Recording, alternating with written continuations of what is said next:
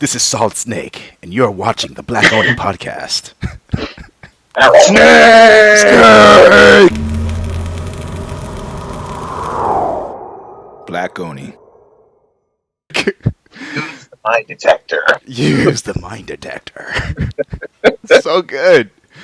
Oh man, so I think I can't wait to start talking about this podcast because there's a lot of things I want to talk about that are really important and really exciting. But before we do any of that, I want to introduce the guest that I have on for the show today. One of them is the 1KK. What's going on? Yeah. And the other is Bauerkillz.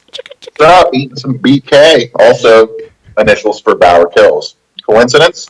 I don't think so. Oh! Just throw that out there. Just throwing it out there. Yeah. And I want to do a refresher for people online who haven't been keeping up with all of our episodes because this is the 27th fucking episode now. Hard to believe. What? Blowing my mind. And it's awesome because there are people who are like subscribed to the RSS, so they're getting all these in iTunes, they're getting them on YouTube, they're getting them from the blackoniblog.com, they're on Facebook, so they're seeing just social media stuff. Like, really fucking excited that we have a following, we got people watching, got people friend requesting us, you know. Yeah. And you know, for you guys at home, I need more friends. Actually, this is a perfect time for that. So all the names will be under their faces, so that you can see them. But there's the 1KK. There aren't any underscores in your name online, right? Nope. So it's all one. And that's also my name. That's my name on PSN and also on Nintendo because I just got a Wii U and I have like 2 friends. Man. I need more, so add me, people. Add the 1KK. Add Bauerkillz. Do it. I'm really, really bad at Mario Kart, so you can kick my ass and feel good about yourself. Dude, I gotta come over and play that, man. I need that in my life right now. Is that the only game that you have on Wii U right now, or did you get with some other stuff? I got Super Mario Brothers Land, the one that came with the system. I got the deluxe edition, and then because I got Mario Kart 8, I got Wind Waker for free. Oh, that's so epic. And I also bought the Wonderful 101, which is great. Damn, dude, I want all those games. Yeah, I want Beautiful Joe 3. I'm just saying. Yeah, we need that. We need that. I mean, the characters in the Wonderful 101 look like Beautiful Joe. That's a start. So, there's that. That's a damn good start. It's sort of like Beautiful Pikmin. That's awesome. And for everyone at home who has not been keeping up with the podcast, let's talk about how we all kind of met. So, I've been playing with Bauerkillz for like, dude, 8 years. It's been 8 years. It's been a long time since the PS3 came out, basically. Like the launch of PS3 back in what was that 07 or 06? That was 06. 06. So we might have either played in 07 or 06. I don't remember which one, but. Yeah, I think it was definitely Rainbow Six Vegas. Yes. And I met Kevin actually working at Apple. Yep. And so we've been pretty close since then. We've been talking about games and nerd culture and kind of hanging out at the store since then. And now we're on a podcast. We've played a few times already. We haven't been playing as much as we should be though. No, we played Mass Effect 3 all the time. We haven't really been playing all that much since then. Dude, that game was so good. I threw that game on not too long ago and just played around online. It was so epic fun. It was just so much fun. I'm down to do that shit again, man. That was.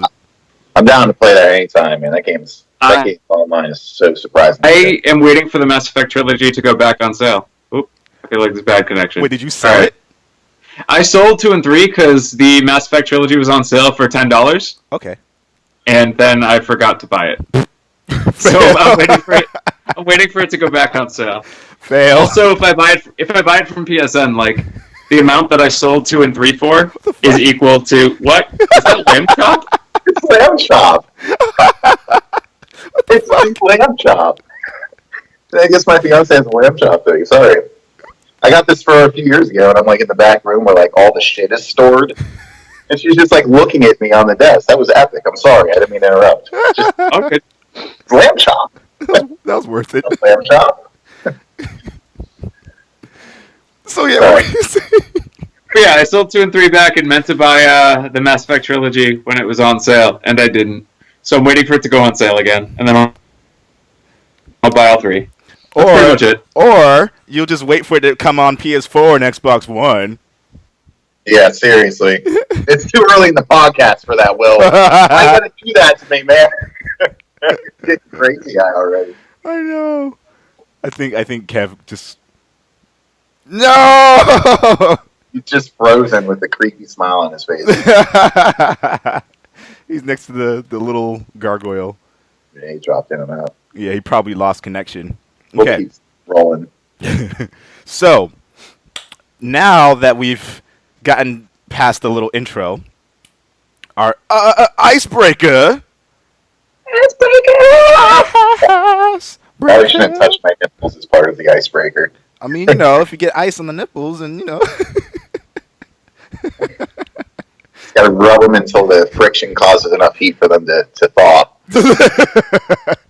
Really useful tips for Dead Space 3 players, considering they're going to be playing in icy environments and it's free on PlayStation Plus.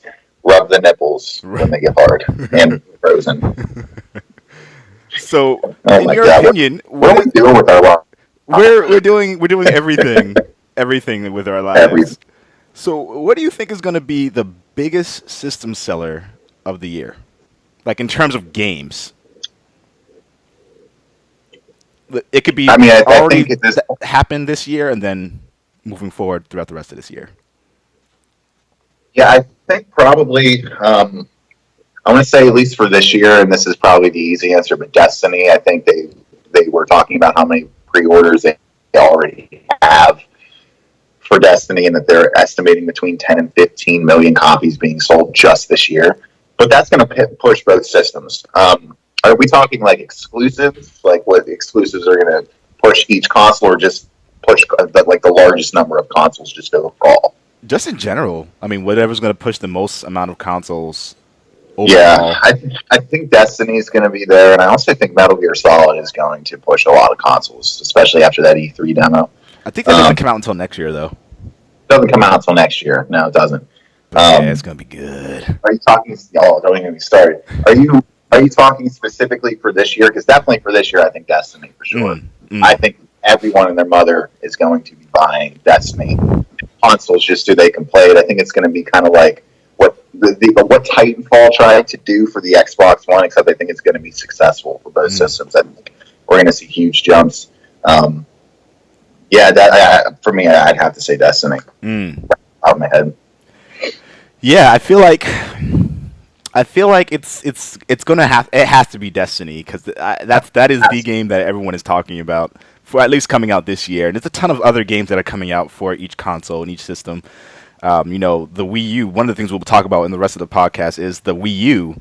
You know what's happening with that versus what's going to be happening in the future, and et cetera, et cetera. What happened with Titanfall? What happened with Infamous Second Son? But yeah, I mean, having played it myself and having kind of seen people's reactions online and in forums and kind of talking on the videos and people's excitement, I would agree with that.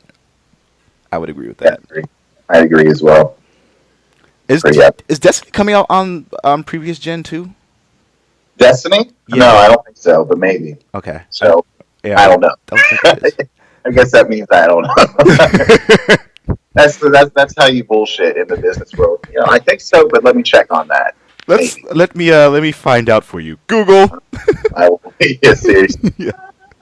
We used to do that every time in the. My guess is it's not. I mean, that's my guess, but I think it'd be a pretty good business strategy to do it. But I don't know. We'll have to see because they want to sell those consoles. Yeah. They want to sell those consoles. But it should be. My interest in it starting to pick up a little bit because as of the last podcast, I was saying how I'm really not that interested in it. Mm-hmm. But hearing gamers like you, whose opinion I respect so much, talk about how awesome the alpha or the beta is right now. Mm-hmm. I mean, I want to buy it just for Peter Dinklage's Wizard of Moon. I want to support that game. Wizard of the Moon. Oh my gosh! I think what was the quote? Is this wizard is from the moon, and it's like the worst line of dialogue delivery. This wizard is from the moon. Like, so bad. And they're apparently like they updated his voice acting work. So I don't know. They had to. They literally had to, because like when I remember it was a somber. He had a very somber voice when you were playing. I was just like, why do I feel like he's trying to lull me to sleep while I'm playing? Like, what the fuck is going on? This guy would be a great babysitter. Just put this on. Just put the audio from the Vita on a disc and play it for your kids. They'll put them right to sleep. Right. You have trouble sleeping. There you go. It's true. I think we just got Kev back. Well, we're trying. I'm adding him again to the thingamajiggy. Ah, Poor Kev. there he is. Did you guys lose the call too, or was it just me? It was just you. That was just you. Sadly. He actually left you with like the creepiest smile on your face in the world. Nice. Like a Joker freeze frame. It was. I actually did like a little double take. I was like, like, Nice. thank God we actually lost him. He's not just sitting in that pose. And so the question that I just posed was, what do you think will be the biggest system seller of the year? And it can be exclusive, or it can be multi-platform. It can be whatever. We were just talking about how Destiny is probably looking like it's going to be the system seller. Are we talking? Well, okay, so you're talking about like all systems? All systems. It can be before, like early 2014, now, or later 2014. What would you think is going to be? Is Destiny coming out on the PS3 and Xbox 360? You know, I was just asking that question to Jordan. I thought it was, and if it is, then I don't know if it will be. I saw something saying that it was, but then like I was just thinking to myself, like, that wouldn't make any sense for them to release it on all three. Let me just look that shit up real quick, since I have the power to do that. Yeah, it's going to be on PS3. So. Oh, it is going to be on PS3. Yeah. Which one? Destiny. Oh, so it is current gen. Yeah. Smart. That's really smart marketing. It's smart, but at the same time, I wonder like how much even better it could have been if it was only on next gen. It's a good question. Yeah, my guess is that it's still going to be pretty epic on next gen. Mm-hmm. You know, if I would have to venture, yes, I'd probably venture that the version of it on current gen is probably going to be not poop, but probably fairly butt in comparison. Kind of like Battlefield 3 or 4 rather was in comparison to Battlefield 4 on PS4 and next gen. Mm-hmm. Not to say that anything positive about that game, because there's nothing redeeming about that release. But the people that played the current gen versions of it before the next gens came out, I could see it being a similar situation where it's just almost an afterthought. I still think it's smart marketing, but I just don't see developers putting a whole lot of time and resources and money into optimizing an experience for what's now last gen systems. And I can't believe we're almost a year removed from the systems launching, Xbox and PS4. Right. And then Wii U being, 2 years ago? It's crazy. So Kev, what would you say, if not Destiny, what would be your choice for? I don't know. I mean, I think that Destiny will sell a bunch of systems, but like, I'm losing you again. Oh no! No! I think it was starting to go to static, like I'm gonna drop. Maybe I'm not. Hang on. You're still here. Whoa. Okay, cool. But yeah, I don't know. I think Smash Brothers is gonna sell a lot of Wii U's. I think it's gonna be the Wii U's biggest seller. But I don't know. I really don't know. More so than Mario Kart 8? I don't know. Mario Kart 8 made a lot of sales, so maybe that will be bigger. I have no idea. Does Little Big Planet 3 due out this year or next year? I assume next year, but it's this year? Next year, I think. Next year. Is it next year? Okay, I was going to say if it's this year, that would definitely be one of those ones, because for whatever reason, Little Big Planet has always pushed consoles. I mean, it's a great... I like the first one. I kind of fell off it with 2, but a lot of people really love them. Little Big Planet. And they just, when those games are released, it tends to be a boost in console sales with that franchise. Obviously being that exclusive to Sony, but that's the only other one I can think of really off the top of my head that's going to actually push significant console sales because of its release. A lot next year, but yeah. I don't know. I'm trying to think if there's anything else out there because, My second guess would be Mario Kart 8 would have been the biggest seller. Oh yeah, absolutely, absolutely. Mario Kart 8 is the Wii U console sales since Mario Kart 8 is insane. I was looking at my funds, being like, okay, how can I work a Wii U with Mario Kart 8 into my living room? And I'm the biggest Nintendo basher that's out there, but I love me some Mario Kart. Oh no, I can't hear you, Kev. Are you talking, Kev? I was. Oh, I just changed the settings on my router to try and make it more stable, so it might drop me. If you guys want to just like hang up for a moment and then. Well, I can hear you now. yeah, I can hear you fine now. Oh.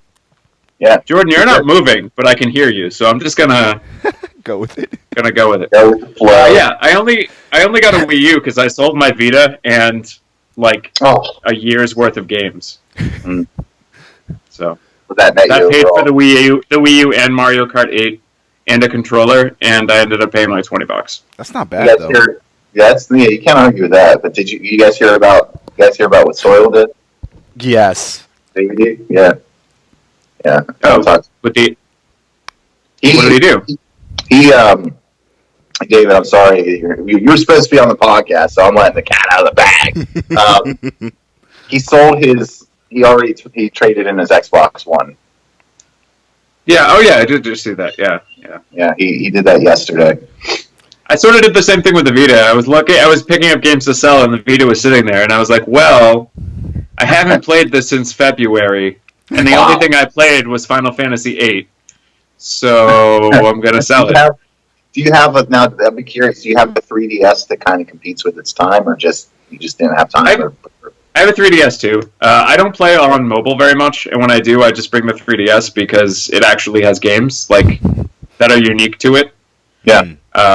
Whereas the Vita, I only really ever played like Persona 4, which is pretty much why I kept it. Was for Persona 4 Golden. Mm-hmm. But I don't know. I think I'll play the Wii U a lot more. It's really good. Yeah, I've never played it. I know it's a classic. See, I use my Vita all the time, but not because of. I mean, I do travel sometimes for work, but just because I'm really lazy. So, like, there are times where, like, I'm laying on the couch and I'm like, my controller is out of my reach, but my Vita is right here on the couch next to me. Let me play Vita for a while. Or a lot of times I go to bed and I just lay in bed and play my Vita. Especially the perfect game for that type of situation is Terraria. It's so addictive, dude. That game's so much fun. It's really addictive. So I've been using my Vita quite a bit, more than I thought I would, because there was a lull there for me as well after I beat Uncharted a couple times where I was playing some Soul Sacrifice because that game's great. But yeah, when they made Terraria free on PlayStation Vita, I've been playing it a lot since I already owned it on PS3, so like I played it. Oh, nice. I played it until I was sick of it, and I never touched it on Vita because it wasn't available on Vita back then. Yeah, it makes sense.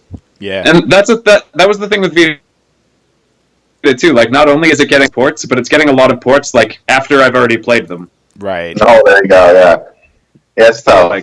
Port for Vita is tough. I did get a chance to try out the remote function, the remote play for Final Fantasy 14 on it. It's really good. I can't believe how good it is. It's really good. Insane. It's like crack for people like me that love and play that game all the time. Well, you don't even think about it at first until you're like, Vita, you can use your Vita with your PS4 or whatever. But until you like do it, you're just like, holy crap. And like I use remote play to like log on to Warframe just so I can like get my daily reward when I went to Hartford Comic Con. And so I was in Connecticut and I logged on to my PS4 and was like playing a match on it was laggy because of whatever situation was going on. But it was amazing that I was able to do that. Yeah, it's pretty sick, man. It is really, really cool to just be able to lay in bed next to the fiance with the headphones in and be playing, like, and questing and leveling up and doing everything in Final Fantasy 14 with the same graphics because it's streaming or whatever. Yeah, I want to get that grip for the Vita so I can play longer. Yeah, the Nyko grips. I was this close to getting it the other day, but I'm trying to save much money as I can. I think they're $35, but they look so sick. Because my hand, you're right, like my hand cramps longer I play. You have big hands. So I always do this. I have like this move when I'm laying in bed that I hold my hand up, and that gives me like an extra 10 minutes before my arm falls asleep again. So I definitely gotta get the grips. For those of you out there who aren't familiar with them, they're called Vita grips. The brand I've seen is Nyko, NY, I think KKO, and they essentially it plugs over your Vita. You put it over your Vita, and then on each side of the Vita, it makes it look like a controller. So there are like two little grips and handles that come down, so you can just hold it, and it makes holding the Vita extremely comfortable. So you're not, struggling to keep playing or in awkward positions, and it also makes the rear touchpad extremely easy to either use or stay out of the way, because a lot of games are very touchy with the rear touchpad, and sometimes touchy with the rear. But it also apparently it boosts your battery life. It plugs into, there's something in there that plugs in and gives you like an extra 1.5 times battery life. A lot of rave going on for these grips. I think they're like $35, but I need to definitely get a pair of them because they look awesome. It turns your Vita into a controller that you can easily hold and manipulate, that's really my only biggest gripe with Vitas. It's just ergonomically not very sound. Right.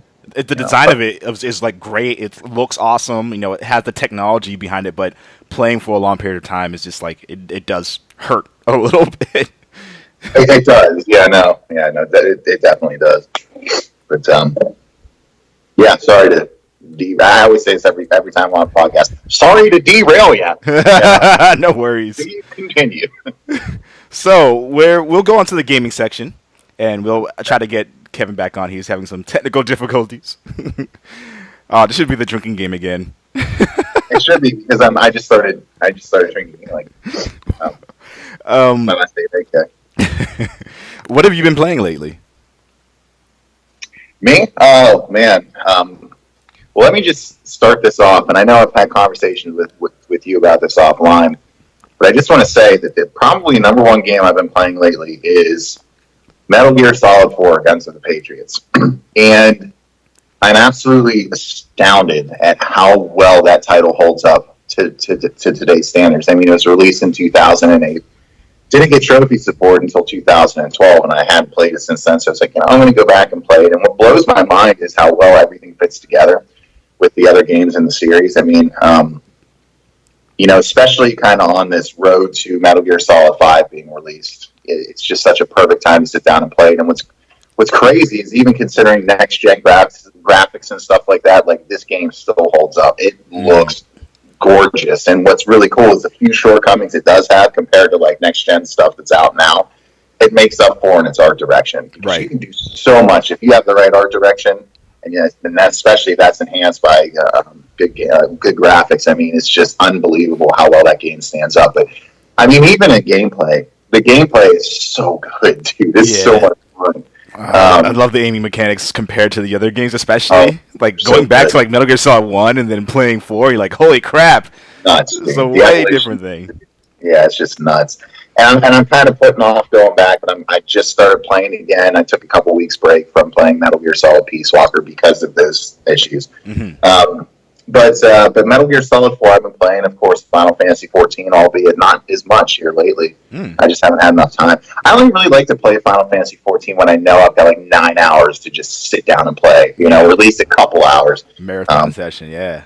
Yeah, so been playing Terraria quite a bit. Just started up a new game of Dead Space 3 with David last night, which was successful. Oh, so you actually were able to play? Yeah, I think the reason I wasn't is because my PlayStation 3 sucks, the big one. The discs are no longer being read. I have to sit there for like 20 minutes for it to finally read a disc, and then I can play. So, I think it was stopping spinning the disc, and then I was having internet connectivity issues. Another game I play a lot, and I've been playing a lot of, is NBA 2K14. It's so good. Yeah. I just had a game with Soil at my parents' place. They had a barbecue yesterday, and they have people over to swim in the pool. It's like the house I grew up in. So I went over there, and he still can't even talk about it. I know he's listening to this now, like some point in the future, and laughing his ass off. I just want to say this: I fucking hate Mario Chalmers with a passion of a million burning suns. He made a 3-pointer to tie the game with no time left in the fourth with Mario Chalmers of the Heat, because he always plays as the Heat, and I knew it was coming. I set my defense specifically to limit perimeter shots and all this stuff. And he still made it, and then he won in overtime. It was down, dude. I'll give him all the credit in the world. He was down by 14 points at the end of halftime, and he came back. But I was so mad. But that game is the best sports game I've played in a very long time. I've been playing a lot of it. Other than that, as I mentioned, Terraria. I've been playing some Terraria. There's a lot of stuff out there. I've been switching back and forth. Oh, Final Fantasy X HD. Been playing that. Just doing some grinding, getting some Aeons, getting my guys going with the Sphere Grid. And yeah, the Sphere Grid was so good. Oh, it is. It still is. They did this thing now. This was, I think, available in the PAL version. That's now available here. It's a different Sphere Grid where you get to actually determine your players' roles, and you can take them in any direction that you want. Mm-hmm. So, for instance, you could, instead of Yuna being like the white mage or whatever, you could have, Titus or Titus be that, or you could have, Aaron be that. It's crazy. You can take them in any direction you want. I've just been using the regular one because on my second playthrough, I want to mess with that a little bit more, but I'm playing some of that. It's been a lot of fun. A lot of fun. That's the best HD remake, in my opinion, ever. But I'm just kind of putzing around a lot of stuff. I want to get some Skyrim going again at some point because I still have. Yes. I have a platinum in the game, and I still want to play it. And I still have the platinum. I still have to do the Dark Brotherhood missions and finish the Thieves missions, and I think that's it. The Thieves ones is the biggest pain in the ass in the game. The Thieves Guild one took me so long to do, but it's worth it. The end's really cool, and then the amazing thing about that game is even though you get, like, for instance, I got a platinum in it. Even though I have a platinum in the game, even if I'm not chasing after trophies, I still want to play it because it's still generating quests and you still see new things. And the game's been out for 3 years now. And of course, the other game I'm playing a lot is Goblin. I can't stop playing Goblin.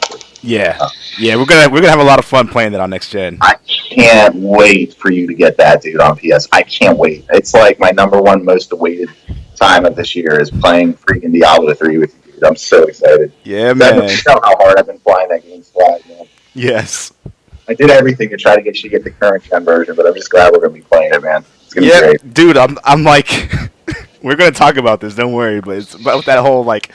Last gen versus next gen. I was like, I know what's gonna happen. I know what's gonna happen. They were honest about it. I mean, they were upfront. Yeah. From day one, when it came out on PC, they said we're gonna bring this to consoles. And then when it came out on consoles, even the PC players were like, "This is the best version of the game." It's like it was made for consoles. And then when they came out on consoles, they said we are gonna make a next gen version of this, and we're gonna add stuff. They did wait until after, though. They did. They did wait until after. So I was like, I have a feeling it's gonna come after the next gen. But they never outright lied about it. And that's true. In this version, all the stuff that they're adding, unlike other games, Last of Us, it's not just going to be like upgraded textures. It's going to be entirely new game modes, entire new acts, all DLC. I mean, the content actually, in my opinion, justifies another cool purchase of it. So I'm really excited. I can't wait to play that with you, dude. It's going to be excellent. Hell yeah. So that's what I'm playing. I mean, I'm playing a lot of different things at different times, but yeah, that's me. But it looks like you got Kev back. What's up, Kev? What are you playing, man? Lately I've been playing lots of Wii U games, but other than that, I just finished Dragon Age 2 for the second time, waiting for the next game. Nice.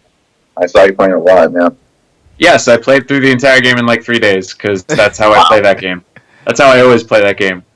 Do you like Dragon Age 2 compared to Origins? Because I played the hell out of Origins, but I never got or played 2.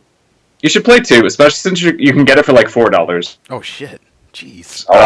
It's much more of an action game, and it's got a lot of issues. Like, you can tell that there are many places where they just like didn't finish animations and stuff like that. But story-wise, it's a much like tighter story than 1, and the playing it is a lot more fun for if you like, especially if you're a mage, because you won't be pausing as much. You'll just only use like 4 spells. Oh. So it's much less of an RPG, but it's much more action oriented as a result. Inquisition looks awesome. Inquisition does look awesome, but The Witcher looks even better. That you might get some hate on that. Well, that's debatable. I don't know. I like the way both of them look. I'm going to get both of them either way, but from what I see with The Witcher and kind of what their ambition is, I mean, you can't create your own character, so that's the only downside. Yeah.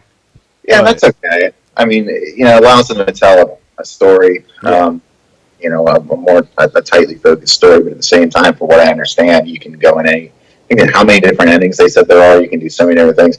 I'm worried about it, though, because I don't know how they're going to pull off what their ambition is. And maybe they will, and I've said this about other games in the past, but Yeah, I mean, I'm really excited for it, and I'm obviously definitely going to get it. Mm-hmm. But I'm kind of worried about it not. I mean, I don't know how it can, I think we have a No Man's Sky ambition situation there where how are they going to meet what they're setting out for themselves to do? Right. I mean, they have more resources than that small developer does, but I don't know. Like, every time I hear them talk about it, I think to myself, there's no way they can pull this off. How are they going to do this? Yeah. Like, yeah. Are they going to try to do too much? Is it going to be unbalanced? I mean, I'm worried about. I'm cautiously optimistic about it. Like, I'm going to get it. I'm really excited for it, but I'm not allowing myself to like just free fall into its hype because I don't know how they're going to. I just don't know how it's going to turn out. I'm worried. I want it to be everything they say it's going to be. Yeah. No, it's. I can't. I don't want to get burned by it. Yeah. And I guess going along with the rest of what I'm playing, I think I'm. What the hell? Watch Dogs. I've been playing some Watch Dogs. I've been really actually enjoying that game. People have shitted on that game quite a bit just because it didn't. And that's again, it's really a victim to its own hype that it created for the game. There was no way it was going to be able to live up to all the hype that it generated for it. And it ended up selling extremely well. I think it was like Ubisoft's number one selling franchise or something like that. So, power to Ubisoft for that. But there is room for improvement, definitely. But what I'm playing is extremely solid. Like, it's a lot of fun to play, and it's really deep. There are way more weapons than I thought there would be. And it's, like, really cool. Do you like it more or as much as Grand Theft Auto 5 from your experience with 5? It's on next gen, so that's the biggest reason. One of the biggest reasons why I'm enjoying it more is because I can kind of eternalize more of what's going on easier. And of course, playing on a smoother system and playing on a controller that fits the hand better. DualShock's so awesome. Like, all that makes a real difference in the way that you perceive the game. So in a lot of ways, I would say it is better than Grand Theft Auto. But like every person that you see on the streets. There are some people who are wearing the same things, but like it feels like all of them have like distinct personalities or distinct things about them. And that's cool. And even when you're in missions and like you're taking out, you're going in gang hideouts and you're taking out these head honchos of these small gangs, you can distract some of the people that are guarding the areas by knowing things about them. So like one of them has a mortgage on there. Just applied for a mortgage, and they're buying a house. And so you can distract them by sending a message to their phone saying your mortgage was denied. Whoa, really? And then they'll be like, "What? Are you serious?" And you'll hear them like "What the fuck?" Like they'll get angry, and you'll see them react to that. And then you'll see a conversation back and forth, and you're manipulating that. So you're distracting him, and you can take him out with a headshot or like go up behind him and like knock him out or something like that. Like that sounds really cool. Attention to detail to certain things like that is like really, really impressive.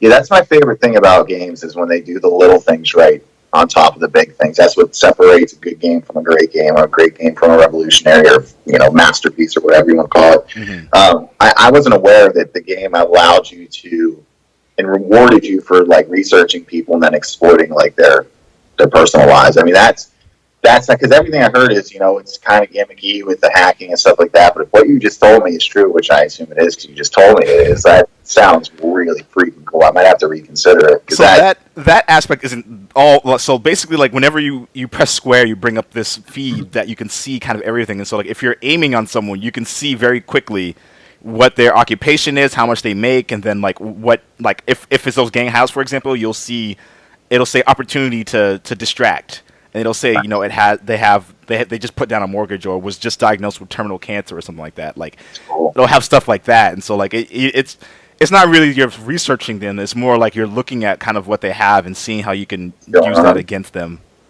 It still sounds really cool. It is. It is really cool. Like, again, there's a lot of little things like that are really, really interesting. You can peep on different people's, you can sex life. Yes, you can. And like you can like you can see what people are talking to. You can like hear their conversations or see their text messages like, "Hey, did you enjoy last night?" And like it's little shit like that. It's like this is really, really cool. Oh, and it was good until you ejaculated 3 seconds in. But okay, I need to play another game because I can't.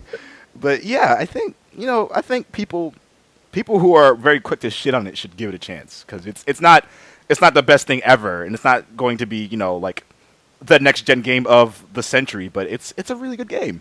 It's awesome. And I've played some Warframe. I've played some of the Strider since that was free on PlayStation Network. Oh, how's that? It's pretty good. It's pretty Nice. good. I played the demo and it looked cool, and I downloaded it now that it's free. I just haven't really played on my PS4 because of the new system thing. Right. The new shiny And the system. Dragon Age obsession. Like I played through 1 and 2 in the span of like a month or less. So It's awesome. That's awesome. Are you still playing Final Fantasy 14 at all, Kev? yes, but I haven't logged in like 2 weeks. So Okay. And he's on a different server. Well, I'd be willing to Yeah. move my character to the server, but I need to. But like everybody in my free company stopped playing like all at once. So like I go on and see that they haven't been on in like a month, and I'm just like, all right, I don't care as much. I've been joining free companies and leaving them left and right because I can't Yeah. find it that I really care about. Yeah. I'm looking for one that's right for me. And, the one that I joined, nobody got any of my humor, and they were so dead serious. Like, they were bitching out on their tanks so hard to the point where I was like, why would I want, like, this free companies should just be renamed Abuse. The whole time was just abusive. So I left them real quick. And then the next one I joined, it was like 250 players, and then constantly all it was my feed was people like saying stuff that had nothing to do with the game, talking about like their real life. And I'm like, I don't play Final Fantasy 14 to hear about you hanging out in Cincinnati, Ohio on like a Hooker Avenue, So I left that free company, and then I joined one that was real small, where it was like 12 players, and none of them were ever on. So I'm still trying to find my place from the free companies, but it's cool because the game allows you to just solo and form parties at will, and then disperse and go along your own way. And I've been rewarded for that. I mean, I've had no issues whatsoever playing through it single player. I love playing through it single player because a lot of times I just go around the world and just slowly walk around and look at stuff because I think the game is beautiful, and the world they have put together is so awesome. But I'm still looking for free company to join, but I think I'm probably going to wait until I'm closer to level 50 or later on the line to do that. Some of that hardcore end game stuff. Mm-hmm. Yeah. So I think I just played it too much, like over too short a span of time. Like I was dropping like 12 hours a day at one point. Like right after awesome. school ended, right before I left for New Hampshire, for like a week. I played for probably an average of 8 to 10 hours a day. And then I didn't play for a week, so now I just I started back up, and I'm like, I don't want to play that dungeon again. I never want to see that fucking dungeon again. So it took some of the fun out of it for a while, but I have a subscription paid up through the end of the summer, so I'll probably come back. Might as well. I'm kind of doing the same. Yeah, I'm paid up through November, and I'm just kind of taking a break the last week or so to play Metal Gear and some other stuff. So yeah. All right, so let's move on to the latest / new game releases. Speak up if any of these speak out to you in any way or another. There is. I can't hear you. Say that again. Can't hear. Hello. Yes. Yeah, see me? Yes. Okay, you're back now. Sorry, you were cutting out and I couldn't hear you. Yeah. Sorry. And now Kev cut out. Oh man. All right. Newest game releases: Sniper Elite 3, Dynasty. I got a review code for that. For Sniper Elite 3? Yeah, Nice. but the review code that he gave me was for Steam. So For what? Steam for PC. Oh, And I don't really play on PC, so I was like, "Hey, I remember I told you I need it on PS4. I can't." And I'll either end up just playing it on PC or end up giving it out to a subscriber as like a gift. Like, hey, plug. yeah, plug, guys. Make sure you're subscribed and go to, if you're listening on iTunes, go to youtube.com/jblaze06, and if you are on the YouTube channel, make sure you have downloaded the iTunes video and comment on this video to let me know that you've watched it, and you can be entered in to see if you can win that. If that code is still active, and because I told him to send a PS4 one instead, so he might be like, "Oh, don't use this one." For the love of God, stay away from this one. There's Dynasty Warriors Gundam Reborn, which I really wish they would just like fucking make a Gundam game that's like Zone of the Enders. Oh man, yeah. It's been a while since a good Zone of the Enders. Well, I never played. I played the first one. I really liked the first one, and then when I beat the second one, it was so short. Yes. That I don't even remember it. It was good. It was short, but fucking great. Yeah. When did that come out last? Like 2004 or 5? It had to be one of those. Yeah, and they did like a remake. They did a remaster of it, I should say. Wow. Yeah. Am I here? You are here, I think. I can hear you. Because I don't see myself. I'm very confused by this. I don't see you either. You got the little face in the butt. In the butt in the background. Yeah. I was like, face in the butt? What? Oh, that icon. Right. It's terrible. My internet didn't drop this time, so I have no idea what's going on. He was like, fuck you, Kev! China. Like each other time the internet dropped, but this time it didn't. Just Skype dropped, and I don't know why. It's fucking Skype, Jesus Christ. China. We were just talking about Gundam and how they need to start making really great Gundam games. One Piece Unlimited World Red. Bleh. I don't even know what that is. It's a One Piece game that I don't think is very great. I was in GameStop. I was waiting for them to update the firmware on my Vita to sell it, so I was there for a while, and I heard the GameStop, the thing they have on other TVs, like the GameStop cable network thingy, talking about the new Naruto game, and even the announcer there was very sarcastic. He's like, it's a really long name. It's like Naruto Ultimate Shippuden Ninja Ultimate Spectacular 35 Ninja 17. And it says Ninja 4 times. She's like, the announcer woman was just like, yeah, it's 19 syllables. I was like, that is not acceptable for a game title.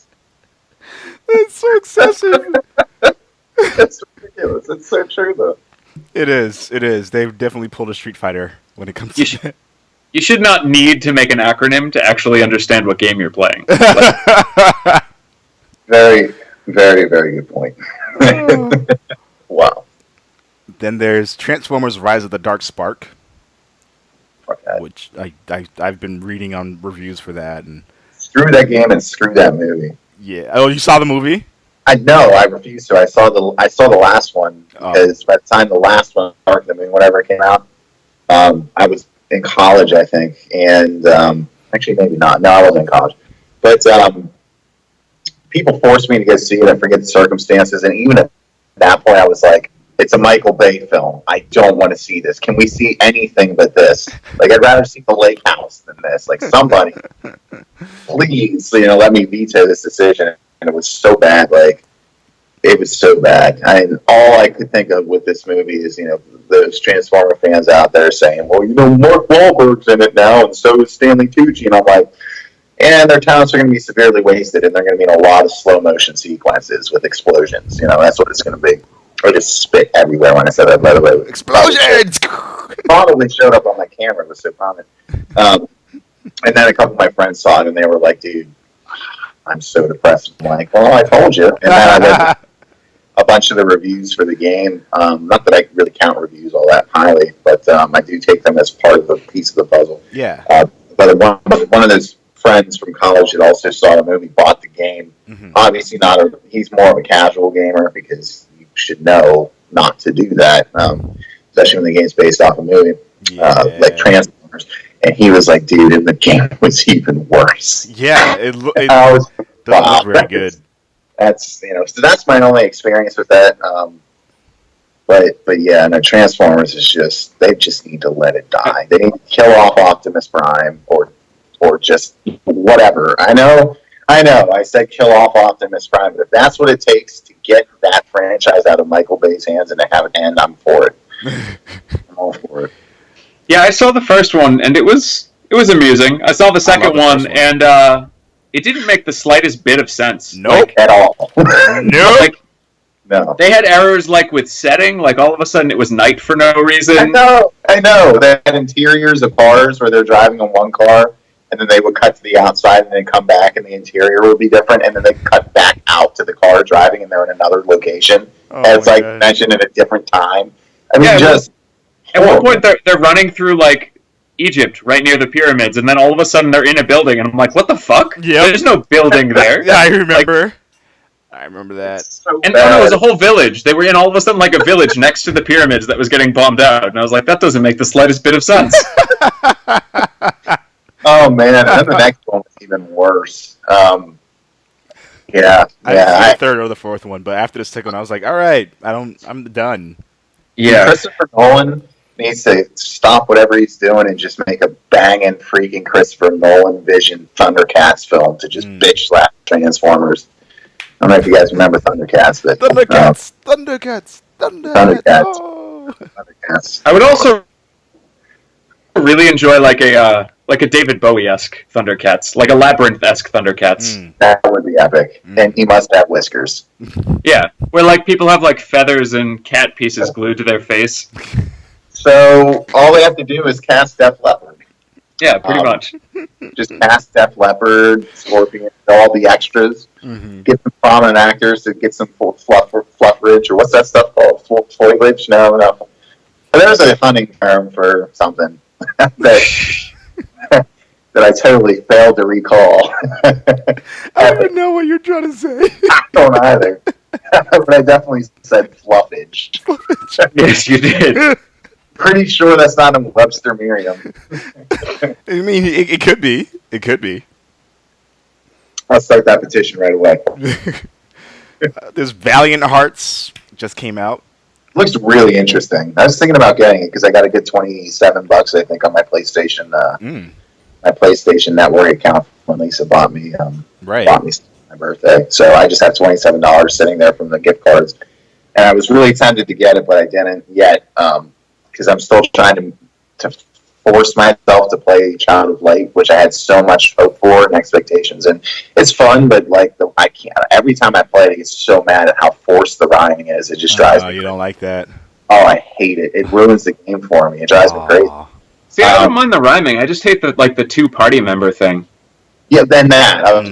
I didn't realize you were only allowed to have 2 party members at a time. I thought you would get 3 at some point. Which wouldn't be bad if you only had like 5 people to choose from. But I was only a few hours into the game, and I was up to like 7 people, and I could only play with 2. Oh yeah, that's lame.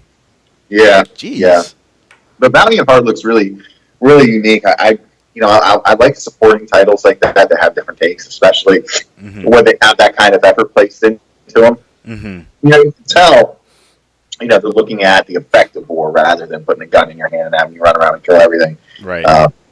Which is pretty unique, and that's the way that it's drawn and the way that it's the artistic feel to it just looks really good. And I as a gamer, I almost felt just compelled just to get it on general principle. Right. Then if I were to get it and it was awful, then I would be. That's the reason I get it, because I don't want to support something that's total crap. Like that Blue Estate game that just came out was supposed to be pretty unique, and it turned out like it's just a game that objectifies women and doesn't make any sense. Right. I didn't play the demo yet, but I haven't. So, but it looks really good. If any of you guys out there that are listening to the podcast have played it, let us know what you think, because I am on the fence with it. I don't really know too much about it or its reception. That's my 2 cents on it, at least. yes. And the last game on the list here is Grid Autosport, which I'm confused as to why they didn't just make that a PlayStation 4 and Xbox One game. Really? Yeah, that would have sold at least something. That costs more. Well, if they're developing it on PC, yeah, I guess.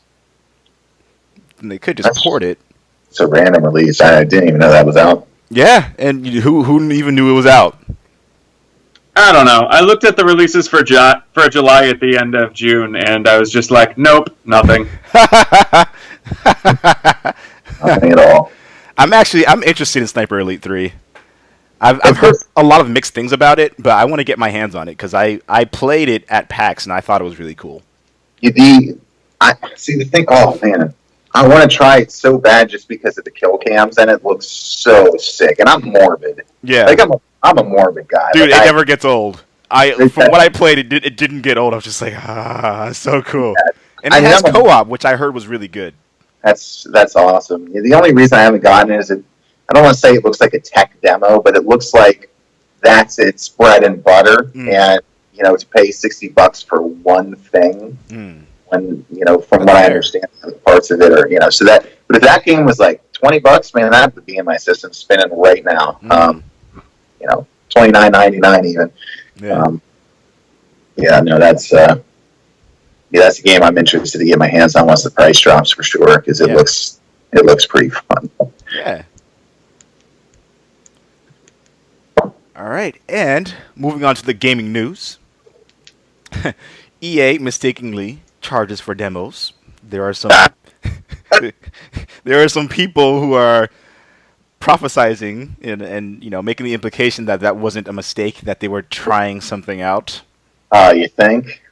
Oh look, we accidentally charged you $5 accidentally on purpose. And you just happened to notice it, and now we're back, John. God, why do we have to talk about EA? I hate them so much. I hate them so much. There's absolutely no way that was an accident. You don't just accidentally charge $5 for demos. It just doesn't. When they were already free before, it's like all of a sudden they changed to. I don't want to add fuel to the fire, but they're constantly in the news for the wrong reasons. Yeah, and they have so much money that they don't care. They probably are trying something out. I think they're trying to dick people over. Other people might disagree with me, and maybe that's just me being jaded because I've been screwed over by them so many times in the past. Not just Battlefield 4, but their shady business practices, their constant class action lawsuits. In my opinion, EA just totally takes a dump on all gamers. They have no respect for anybody. And so that's why I think that they're completely 100% capable of trying to pull a dickheaded move like that. They've done it in the past, and not with this specifically, but I can't look at anything EA does that's like this and just automatically say, well, I need to hear the facts first. It's like, yep, they fucking us. It's a shame that it's a shame that they own every company that Square Enix doesn't right now. I know. Oh my god, all fucking Mass Effect, fucking Star Wars Battlefront, fucking Dragon Age, all the sports series. All the sports series, except for, no one cares about NBA Live anymore. It was terrible. I can't even. It's so bad. I remember at E3 they were like, yeah, we have this new dribble technology. Look at how the ball dribbles in your hand. It actually connects with your hand. I was like, oh my god, that shouldn't be a selling point. That should have been what it was from the beginning. So bad. And like at the same time, NBA 2K is like, we've built this whole system from the ground up for next gen. They were, and it's like, oh my god, like how can you even compete? How can you Did even you see think? Madden? Did you see what they're trying to the same gimmicky bullshit for the next release, which shouldn't be a surprise, but because it's the video game world, the U.S. government doesn't care that technically this is a monopoly. But playing, and I know I've probably said this before, but playing NBA 2K14, my favorite sports game ever, hands down, not even a question, is NFL 2K5. And they released it that year. For those of you that aren't familiar with this, they released it to directly compete with Madden in 2004 under the title and NFL 2K15 or 2K5. Sorry, that's the English speaking. And they sold it at $19.99 because they realized that in order to get people to get their game and to at least try to experience it, they had to offer a better price point. It was a brilliant strategy, and it worked. Yes. And the game was so well put together. They had a halftime show with Chris Berman and the Primetime crew. They had highlights. They had the primetime music. They talked to players the game after the app. I mean, even today, you go back and play NFL 2K5, and you're like, holy shit, it looks like you're watching a football game on television, presentation, everything. And EA bought out the NFL rights. They're the only ones that can make those games anymore. Ever since that happened, they, instead of taking that ass whipping that 1 year by NFL 2K5 as a reason to continuously improve their product, they've used it as a reason to sit on their laurels and do nothing except for introduce new technology that really is a gimmick. Well, the linemen's cleats actually go into the ground, and you can actually see the holes when you're running through with the rock. Okay. Oh, well, we also know. Well, now this year we have. Essentially, it was Ask Madden 2.0. I think it was Game Flow, And I turned it off I used it once, and I think it's the most annoying thing. Half the time, it didn't even make sense. Like, 3rd and 10, what are you going to do? Quarterback sneak doesn't really... Punt? What? It was just, so I get really frustrated, with a lot of these things. But when we're talking about EA, we're talking about all the franchises they have. I'm just happy they haven't ruined everything. They allowed BioWare to be developed, or to develop the Mass Effect series the right way, and then they just slapped their name on the box as the publisher. And I think that they ride the coattails of people's success. But any games they're directly overseeing, I feel like they screw over. Like Battlefield, and now this whole thing with charging people $5 for a demo. I just can't stand talking about them. I'm sorry. I know I'm on my soapbox. I'm sorry. I get so mad talking about EA as a gamer. Yeah. Anyway, rant over. I apologize. You see the pain in my neck. Sorry, Kev. It's all good. I'm with you. I'm with you on a lot of that stuff. I try my hardest to give these companies, the benefit of the doubt, but when it's just like time and time and time and time again, it's hard, man. It's hard. Like my dick. Dick.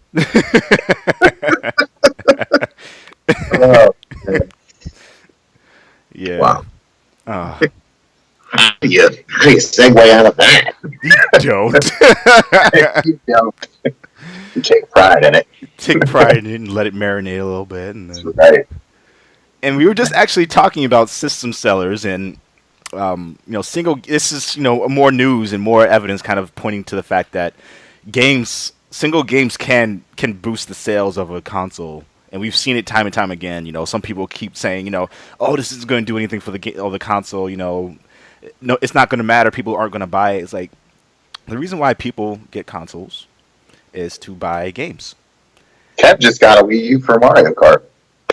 Exactly. I got a Wii U for a lot more than Mario Kart, but yes, Mario Kart was part of it. Well, that was the thing that pushed you over the edge, though, right? I think all of the coming attractions that I saw at E3 are what pushed me over the edge. The fact that Nintendo actually is doing something now, Yes. which is pretty awesome. Yes. That new Zelda game looks fucking awesome. It does. It does. I want it. Also, now I can go back if I have time at some point in the future and play Wii games because I never owned a Wii. Exactly. Because the Wii U is backwards compatible, and like all the nothing else currently is, and that is, I think, what finally sold it. I mean, that's definitely cool, but what you're looking at is like 3 games that are legitimately worth. Oh yeah. On Wii, but it is awesome, and for me, what the selling point is going to be for me to get a Wii U at this point is when they announce and they release a new Metroid game. I am getting a Wii U. The new Zelda is, I love Zelda. I didn't like Twilight Princess though at all. No. And that might be sacrilege. No, you don't like it either. I didn't play it. Oh, I didn't. I didn't like Twilight Princess at all. My favorite Zelda by far is Link to the Past. Love that game. When that game first came out, first time I ran into a tree with my sword and bees came out and chased me around. Let me crap my pants. Because I had like a death fear of bees back in the day, and that carried over even the games. But like sharks. But the new Zelda, the new Zelda looks really good. Yeah. Gameplay, of course, but and visually, art direction wise, what they're trying to do with the open world setting, I'm down. It's pretty sweet. Yeah. I don't know. Wii U too. It's more fun to play with other people, in the same room, than anything else. Nintendo games always have been. Mm-hmm. Nothing ever competes with Super Mario World, with Mario Party. Yeah. Mario Tennis was the itch, man. Yeah. I was watching Wimbledon all morning this morning, and I was trying to explain all the rules to my fiance, and she's like, "How does someone who never watches tennis know all of the tennis rules?" And I'm like, "Well, I used to watch it back in middle school, but most importantly, I played a whole lot of Mario Tennis." Yeah, that's literally where I learned all my tennis knowledge from, was Mario Tennis. That game was so much fun on 64. That's awesome. That game is great. Yeah, but yeah, I'm heavily considering getting a Wii U either sooner than later or probably around Black Friday. Nice. I want Bayonetta 2 really bad. Yeah. And I want to play Metal Gear Twin Snakes, and I could just buy a Wii or a GameCube to do that, but you got a platinum Bayonetta, if I remember correctly. Yeah. Well, game, man. Yeah, it was really good. Market. It's awesome. Yeah, I love that game so much. I don't know if you guys heard the news, but AirTech Game Studio just closed shortly after releasing Murder Soul Suspect. What a surprise! I mean, I'm with you on that statement, but also I'm like kind of upset about the fact that games that are trying to do new things and do different things under big publishers are closing. And well, that game was abysmal from what I understand. I mean, it almost seems like they spent the entire development cycle digging their own hole to fall in once the game was released. And I don't know. I don't know if it was a situation of resources. I don't know what kind of resources, because I'm not familiar with what they did during development. So I don't know if they had a situation where they had a lack of resources to make a quality game, or if they just failed to deliver. But to me, it just from a business perspective, it makes sense to close a small company if they put out a game that's just terrible. I haven't played it. I can't say that it's terrible because I've never played it, but from everything I've read about it, it's just really bad, even if it is a pretty unique idea. Mm-hmm. Yeah, it didn't seem terrible, just kind of gimmicky and like... not worth $60. Yeah, and the gimmick was like something that didn't have a long-term play to it, Yeah. So, it's hard to make an action game when you can't interact with the environment very much. Yeah. That's a very good statement. Yeah. Well placed. Yeah, I would have done really well as an indie game. Yeah, I can still see you. No, I mean, can Kev still see us? Oh. I can still see you guys. I just can't see me. So Yeah, Sure. I can't see you either. Yeah. That's fine. oh, good. It's staying on, so I'm okay with it. Exactly. You gotta put up a badass picture, dude, for him on the actually add and upload the podcast. Yes. So And but speaking of studios closing down, Crytek is in huge financial trouble. even though they won't admit it, Yes, they won't Annoying. admit it. they're so annoying. So let's talk to the people at home about what's going on with Crytek. Their employees, many of them, if not all of them, at least on a regular non-senior staff, have not gotten paid in months. Several months. They're missing paychecks. That's not normal business practice. I haven't gotten paid in like a month. I mean, you're a teacher. you're not working during the summer. Unless they're supposed to send you checks during the summer, in which case I need to be a teacher. Because if I could take 3 months off. Yeah, we can't your face to see whether you're serious or not. Why so serious? Will's like, actually, you're a teacher. But yeah, I mean, it's bad because they have a game called Homefront that's coming out that looks really interesting. It's about the guerrilla warfare and kind of fighting back against an oppressive nation or something like that. And it's like, see now I'm just picturing like the developers that aren't getting paid, putting in all sorts of Easter eggs to say how bad their company is, and it's like their own little guerrilla warfare inside the game. It'd be awesome. I think that would be great. I think it might get canceled. Apparently, they were also supposed to be working on Rise 2, which got canned. And Yep. yeah, a lot of the developers were saying that like the founders of the company were still showing up in like Porsches and Ferraris and stuff. If you look at some of their Glassdoor reviews, people are talking about how they're like they don't even know who to report to because there's so much middle management And so much turnover. There's so much turnover, there's so much middle management, and even middle management doesn't know who they're responsible for, what they're responsible for. And the people that have gotten paid over the last many months, they have only received I think they said maybe a third of what they're due. And then meanwhile, their bosses and the founders of the company won't comment to anybody about what's happening, and they won't even talk to their developers about it.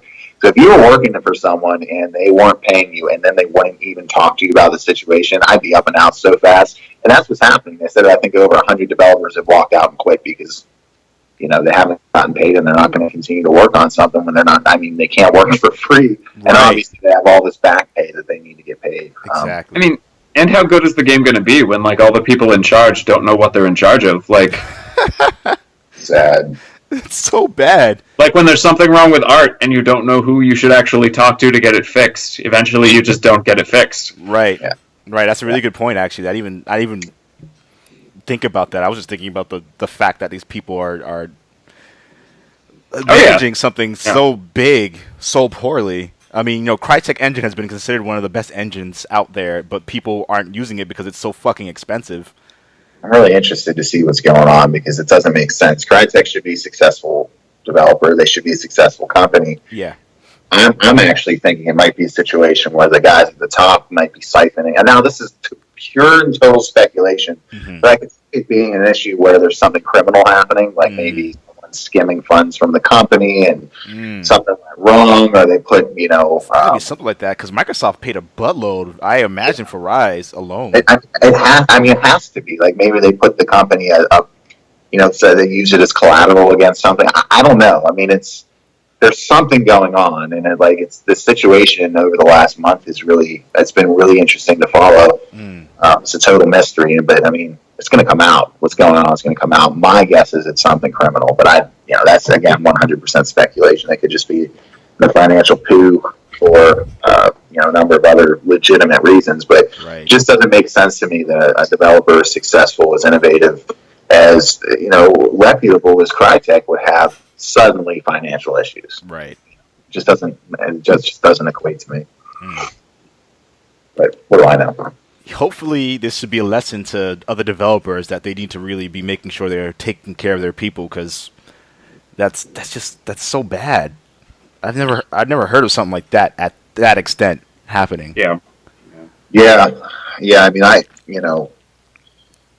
Just a good business practice is just to treat your people with respect. If you're not going to be paying people, you need to at least be telling them why. They got families that, respond to emails, respond to requests, talk to people, be, upfront about people, It's tough.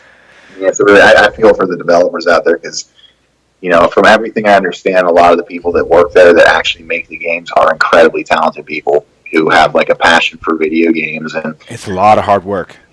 Yeah, it's unbelievably undervalued, by the general public. People, so I get frustrated with people that just bitch about the small thing in games, the amount of hours these people put in. They work 16-hour days, all the time to meet deadlines and to do things right, and you have to have such a passion for the industry to do that. You can't be a developer and just come in and mail it in. You just can't. You're not going to get by that way. Right. So anytime I hear about an organization closing or having financial difficulties, it's always I always feel really bad. That's just such a terrible situation to find yourself in. Oh, sorry, wife and kids, I haven't been paid in 3 months because my employer is, actually, I don't know why, because they won't talk to me about it, Looks like we're eating ramen out of the packet. $1.99 for 25 of them. Not at that fancy ramen place we saw on our way home. No, not that place. Oh, I love fancy ramen places. So good. I don't know what it is. Tell me. Oh my god, it's like heaven's having an orgy in your mouth. That's what it is. Oh my goodness. Yeah. It's the I don't know. Fancy ramen places are also still not expensive because it's ramen. They're like $8 at most for a meal. Right, but it's they put when I was in Japan, they had hand cut ramen that they made in house, and they put chunks of meat in there. They put scallions, they put vegetables, they put chicken broth, they put just all the delicious things you can think of. Does it have as much sodium as the packaged stuff? Because I love sodium. I fucking hope not, because I'm not trying to die. I don't think it does. It isn't preserved in a package for 17 years. So. Yeah. I love sodium, dude. Dude, it's sodium. I love sodium. That ramen was unbelievable. I'll have to check it out. That sounds something I'd be into. Yeah. Acetate. Sodium pentothal. So many good things with What about sodium. Japan? Quick question, because I know he was on a podcast before. Corey, Yes, he lives in Tokyo, doesn't he? he does. What does he do out there? When he was on the podcast with us, was he living in Japan at that point? He was in Boston. He was in a part of Boston. Yeah. So did he move there on like a permanent basis, or like what's he doing? Oh, he's there permanently as far as he wants to be. I mean, he Oh. he used to work in the military, and so like one of the perks to that is that he had to like he's not in the military anymore, but they still send him checks for like various things. So I'm not going to get into all the details about Right. giving his personal information, but he Yeah. was They have a bunch of programs that allow you to kind of immigrate to different countries. So like for Japan, if you wanted to be a teacher, for example, it's really easy to get a job as a teacher in Japan because it's really high in demand to teach English. Right. I don't remember if I think he was teaching English for a while, but now he's not, or I don't remember what it is, but he's working. He actually got a deal for working for a toy maker. So Oh, that's awesome. he's working with them, and he's living it up in Tokyo, man. When I visited him, man, it was just like it was so awesome. I have to go back.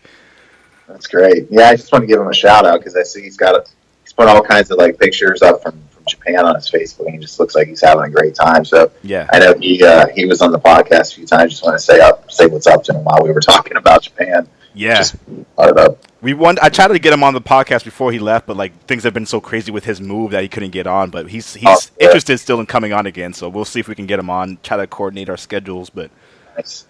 yeah, man. Sweet.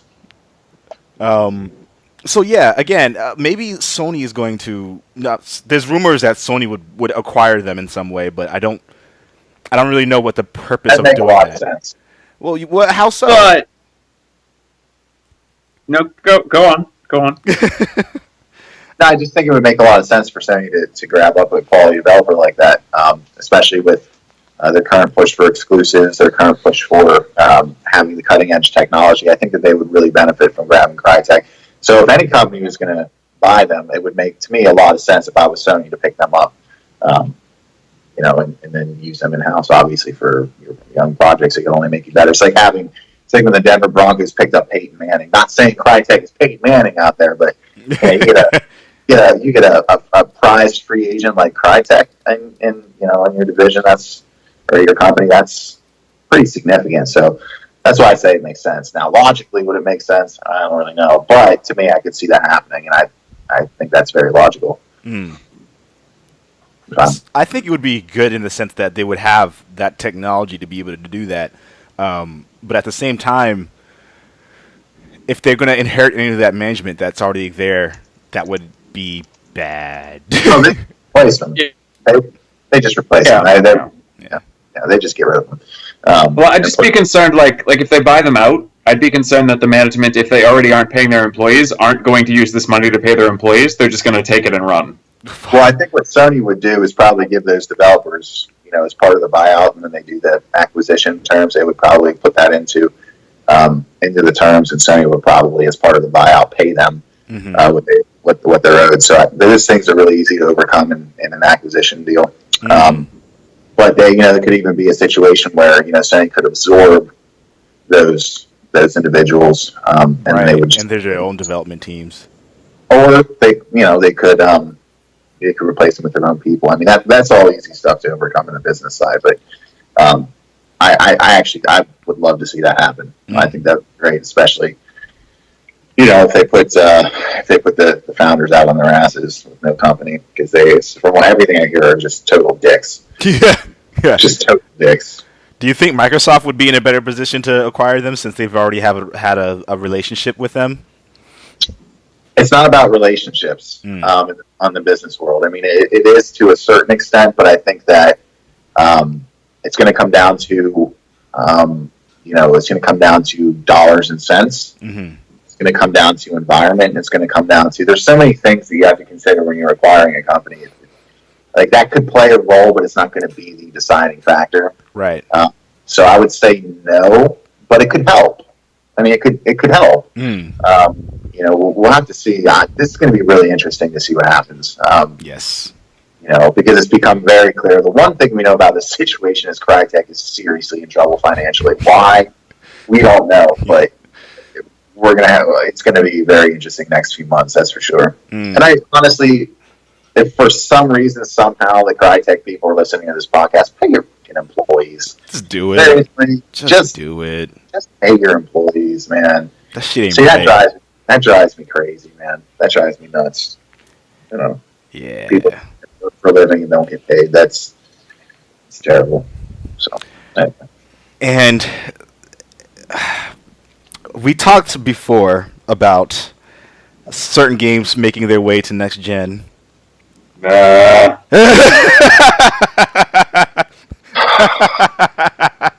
Best reaction ever.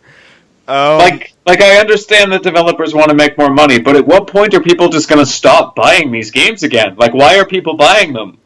Well, Dude, I don't even know if I can take this topic today.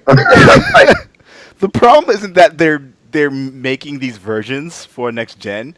The problem is that they are oftentimes denying that it will happen. Period. So when they know it's going to happen. When they know it's going to happen. When they're working on it. When they have teams working on the next gen version. It's like, nope, not happening. And especially in this situation of both The Last of Us and Borderlands. And having been at PAX East myself, talking to reps, talking to people who are working with the company and actually interviewing some of them, I asked them prior to doing the Evolve interview, for example. You guys can check that out on the channel. I asked them, I was like, is there any chance that we'll end up seeing the Borderlands prequel on PS4 and Xbox One? Because there are a lot of people buying these consoles. There's a huge market, and it's going to only increase from there. Their response to both me and other publishers and other people outlets out there was, we know where our core market is, and we know where the money already is, so it doesn't make sense to go that route. Even though I've been saying from the get-go that makes no fucking sense. None. No sense. What's weird is they even talk about that in an interview in some gaming magazine. They're talking about why they made the decision to go on current gen and not next gen, and or not both. Yeah, and apparently it's just a flat-up lie. So they confirmed that it's coming to next gen? They didn't confirm it. They said in the article, and from the interview in the article, they said that we're not ruling that out at all. So if people want it, we'll do it. And it's like, oh my god, people have been saying it from the get-go, so put it on, Annoying. Yeah, but see, if they say that, if it's going to be coming out within the next, 3 years or 2 years, they have to already be doing it. You would think so. Well, unless they port it from the PC, because you can port things from PC to next-gen consoles a lot easier. Here's the difference with that situation, though. At least the game hasn't already been released, where up through release they were saying, not coming out on next gen, not coming out on next gen, not coming out on next gen. That's very true. Then drop the $60 because it's not coming out on next gen. And then Grand Theft Auto announced that it's coming out on next gen. Like The Last of Us, like Tomb Raider, Grand Theft Auto. Grand Theft Auto. And the thing about Grand Theft Auto is people looking at the source code for Grand Theft Auto found the information for the PC version on the source code.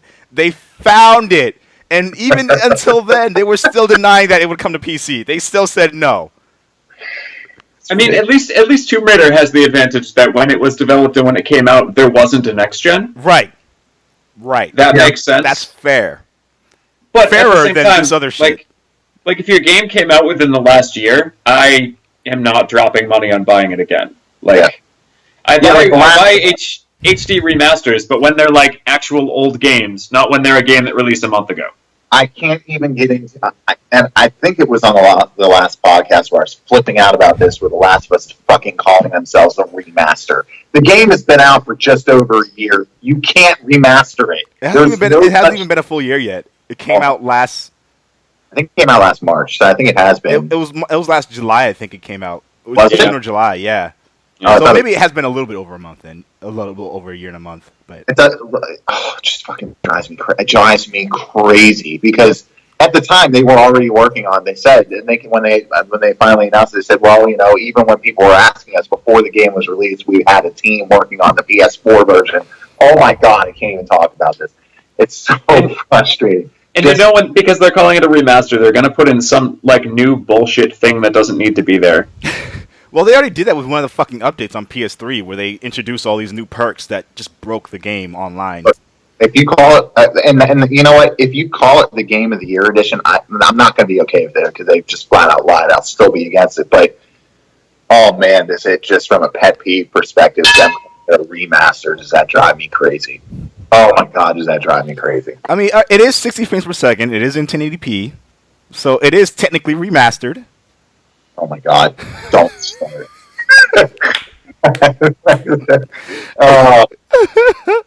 With that said, if I get enough back for selling my PS3 version of it, I might pick it up. I don't think you will. I don't think I will either. It's already a year old. Everybody owns it. With the new one coming out, you're probably getting $1. Right. Fuck that. So like, and it's going to be the same thing. It's going to be the same thing with increased. Oh, some of the shadows don't have square textures anymore. They're curved. I mean, like, I only played through the game once, so I still have to play through it many more times. people on your current gen, man, don't reward them for being jackasses about it. You can now see more lines in That's everyone's face and feel the desperation.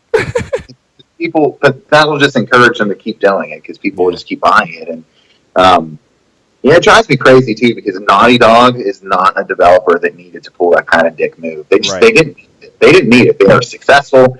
They have money. They would make, in my opinion, probably more money by just being upfront with people about it. I don't have employees, so I'm not sure who's remastering it. But... yeah, that's right. That's right.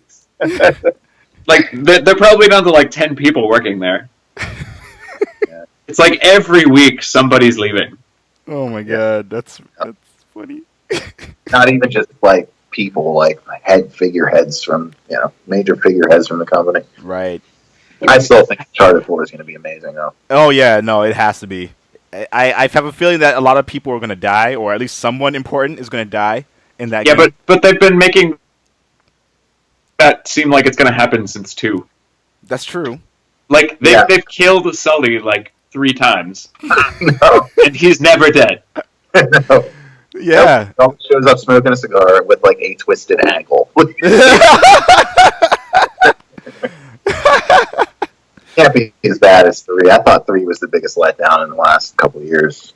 Personally, that's just me. But Greg Miller would disagree. Of course he would. I need to get him on the podcast because I like Greg Miller a lot. I like Greg Miller a lot too, but that review he wrote, and I just don't.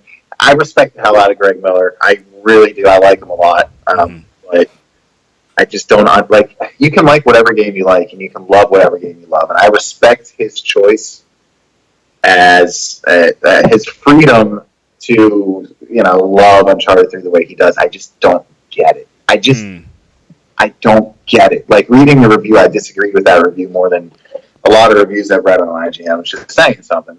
They've actually redeemed themselves quite a bit in my eyes over the last 2 years. I used to love them, and then I hated them, and then I've now come back to really liking them quite a bit. They have a good staff, I think, right now. Even across all the divisions, they have people who are really caring about, and regardless of what their business decisions are for rating games a certain way, I don't know the details on that. I'm not going to comment on that. I've saw a lot of rumors, saw a lot of things about that, but one of the reasons why I don't like the game review scores is that can be skewed so easily in favor of something. If you pay someone, you can just put a 9 on it and then say everything that goes against that 9 in the actual review. So again, I'm against the review scores overall, but I think the people working at IGN, the reviewers, the editors, those are all great people. They do a great job. Yeah, they do a great job. Every review I write for you from now on, I'm going to review with some abstract concept. It won't be like an 8 out of 10. It will be like a blue star. Like Conan's review, Clueless Gamer? Or like I give this 5 cup of noodles. Yeah. It'll be different every time. Out of there 2 won't cups. be any sort of a scale that makes sense. So I'm okay with that. I might give it like 3 pieces of heart, but you already have 9.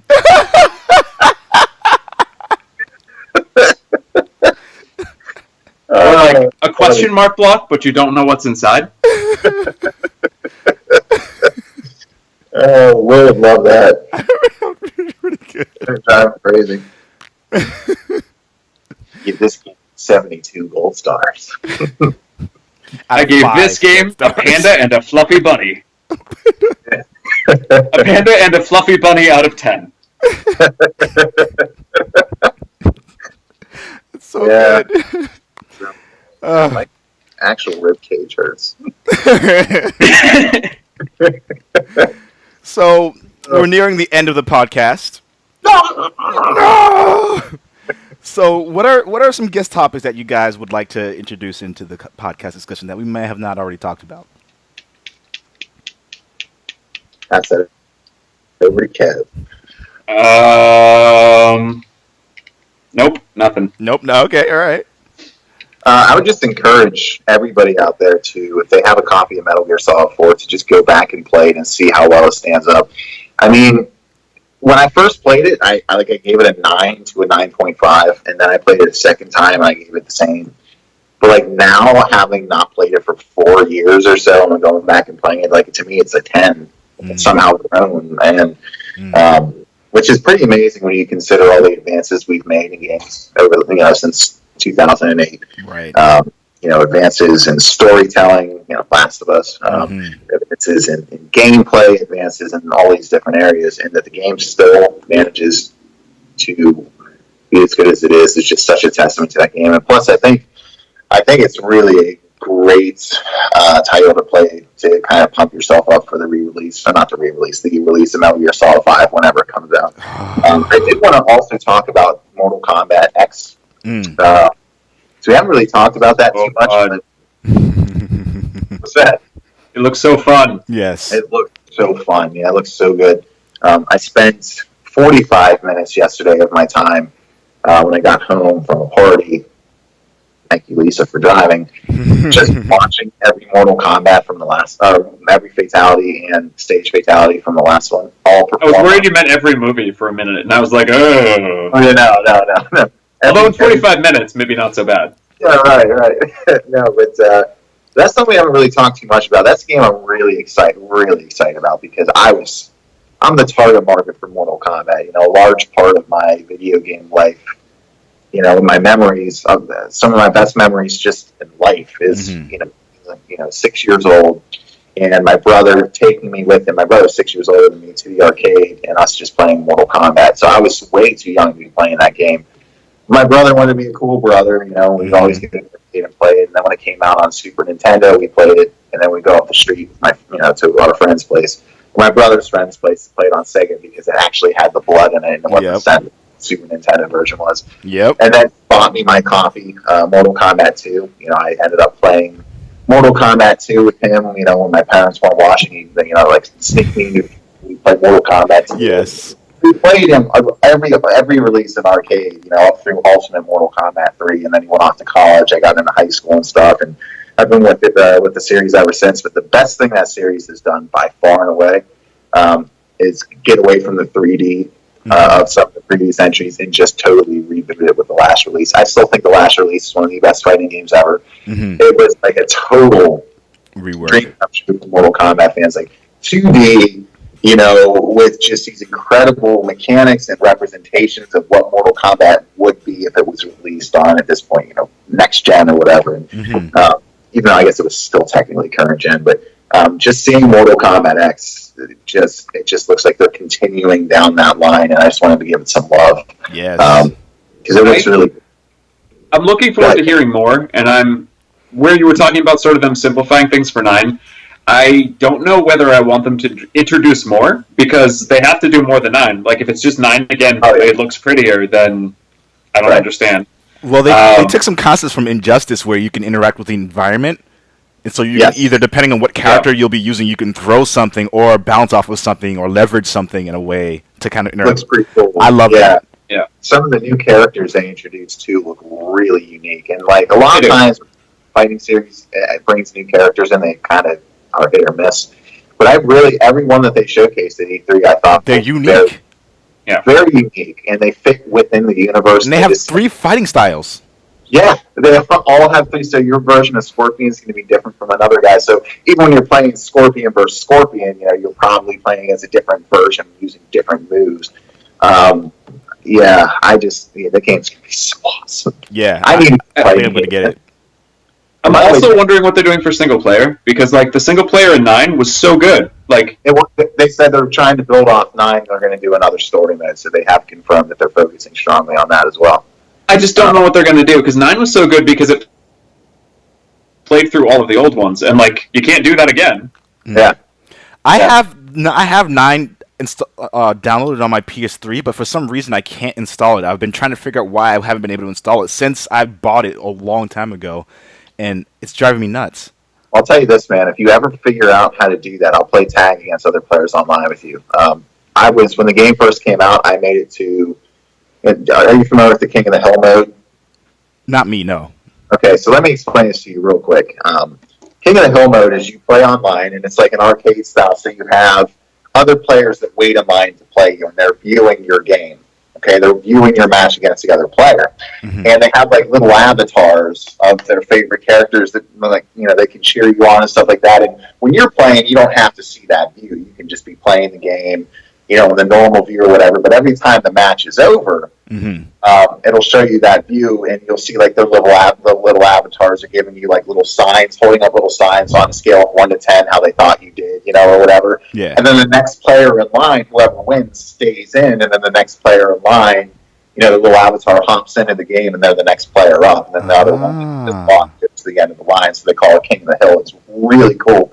And I stayed on for 29 games straight with Cabal. Nobody could beat me. People were giving me like 10s and stuff, and it was awesome. My system froze at 29. I was so depressed. But it was really unique entry into like the online support of the game. I've never seen.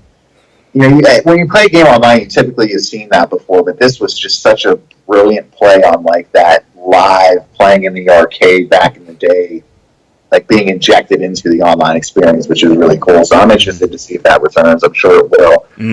Better. That sounds awesome. It is. It's addictive too. But I wanted to ask you quick before we end. Did you get the new the final version of Street Fighter 4 on PS3? I didn't get the latest one. No, that was like the Ultra Super Street Fighter 4 Arcade Edition 24. I don't. I didn't get that Kingdom Hearts title. Yeah, right. And I have Arcade Edition, but I don't have that one. Some epic bat matches, man, between Ken and Cammy. That's for sure. Yes, I fucking love that game. You and I used to take our mics off. We get so mad. Yes. Take our mics off, man. That game was so good. So good. Oh, man. Fucking Chun-Li. Yeah. Oh, man. Yeah. Fucking Chun-Li. Yes. Yes. Yeah. Same kind of love I have for Street Fighter like I do for Mortal Kombat. Yeah. But if I had to pick one, I have to go with Mortal Kombat. That's just fair. Because of the memories. But I love them both. Yeah. Both of those series are so good. I need a good fighting game to come back into my collection. I still play Mortal Kombat occasionally, but Mortal Kombat X I think is going to fill that void, and I'm really pumped about it. So I wanted to talk about that a little bit. Appreciate you letting me. Of course, man. And Guilty Gear XRD or XRD, I don't know what the fuck how to say that. But Guilty Gear is coming to PlayStation 4, and I'm really excited about that because I love Guilty really? Gear. Yeah. I didn't hear that. Yeah, I think it's coming out in like August or something like that. That's a huge announcement. That's awesome. When they make that announcement? Fuck, I don't know. Let me look it up real quick. Guilty Gear XRD PS4? Do I have to type in PS4? It's coming west for PS3 and PS4. Oh, okay. So May 29th, I think that's when they announced it. Wow. I'm way out of that one. That's pretty cool, though. And it looks so crisp and so beautiful. I'm going to send you guys the link right now because it's pretty. Have you played have you played it just for whatever reason? Remind me, they have Muramasa Rebirth now for free on PlayStation Plus. I fucking love that game. Yeah, haven't played it, but it's one I'm seriously looking at because, it's free and it looks amazing. So you might as well. Yeah, might as well check it out. Earn some trophies, stay ahead of Soil. Yeah. I told him you can be better than me in certain games, but as long as I stay ahead of you in gamer score, I'm good. I finally got my platinum in Dragon Age 2 this playthrough, and I'm so psyched because I played through it so many times. But this time I was smart and kept a little printout of where all the resources are. Nice. I need to get a tablet so I can do stuff like that easier. I need a tablet for a lot of reasons. I was doing it on a tablet, but then I just printed it out because I could actually like check it off and not have to go to it every time. Nice. I'm trying so hard to get my platinum in Diablo 3, but that 5 million gold is so hard, dude. I'm just over 2 million gold. I have 3 games to go, and I've beaten it so many times. It's so a lot. We're gonna all wait. Kevin, are you getting Diablo 3 on PS4? I don't know. I want to. If you guys both do, I probably will. But I'm like, gonna get it. I've already played through Diablo 3 so many times. I'm pretty Diablo'd out for a while, I think. Yeah. I can't get Diablo'd out.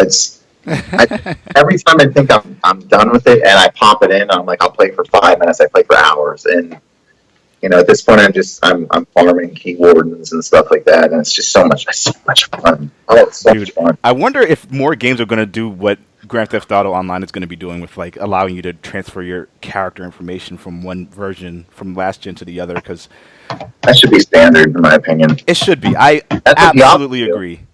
So you can use your characters from Diablo 3 on your PS4. So that's awesome. Yeah, that'll be great. I'm telling you, man, they're doing such a great job with what they're planning to release with this Ultimate Hell edition. Mm-hmm. I'm so excited. I'm so excited. Awesome. Yeah. So, anyway. Okay, so before we close out the podcast, there's a whole bunch of other things we could talk about, but I do want to quickly ask you guys the question. Well, I don't know if I want to talk about the Phil Fish thing or if I want to talk about the VR. I'll let you guys decide if you want to talk about the Phil Fish situation or the VR thing. The VR thing would be quicker.